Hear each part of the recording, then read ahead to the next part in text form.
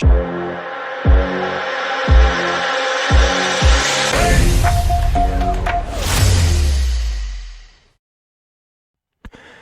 everybody, this is James with wstrades.com. I want to provide an update here on the Nasdaq or the QQQ ETF and also talk about stock market cycles. So just pulling up an example here on AMTD and some of these cycles that you can kind of see on the charts. You can see here that the price action was hitting a barrier up here around $47. So this line here is accumulation. So it's kind of a resistance there. It ran up, rejected it, pulled back nicely. Again, another run up. So hitting that barrier, hitting that resistance, and then blasting through. And then this phase here where it broke through this resistance level and ran up, that would be your markup phase right there. You can see here, it broke through again and rallied up here to over 62. And that's where you really start to chop around and, consolidate again here within a range. So you kind of see a distribution level here. And then when it falls through that support level, you can see it touching it here, here, and here.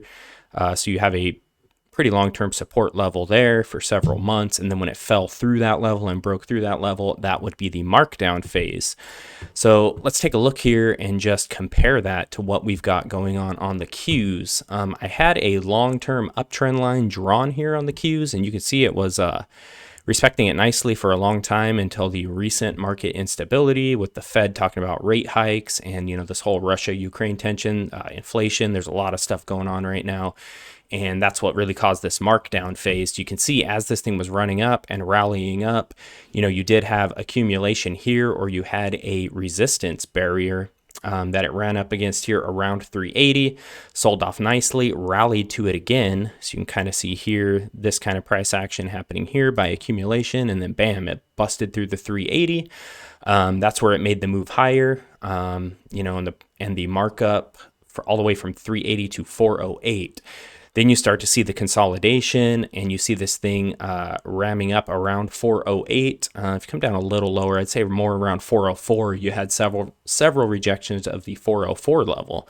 So you had it break through that resistance, rally up, set these new highs, and then really get tucked within a range there.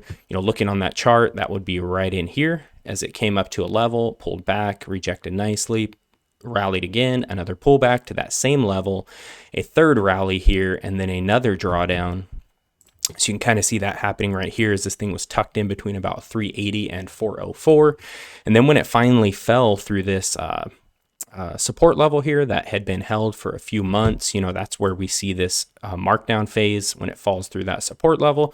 So just kind of wanted to give an update here on the Qs or the Nasdaq and kind of compare that to these stock market cycles and kind of show you how the Nasdaq relates to these stock market cycles. So let's zoom in here a little bit more. You can see that 340 is really trying to hold here as a support level. Geez, we're 42 cents above that right now. So very critical level right now for Nasdaq.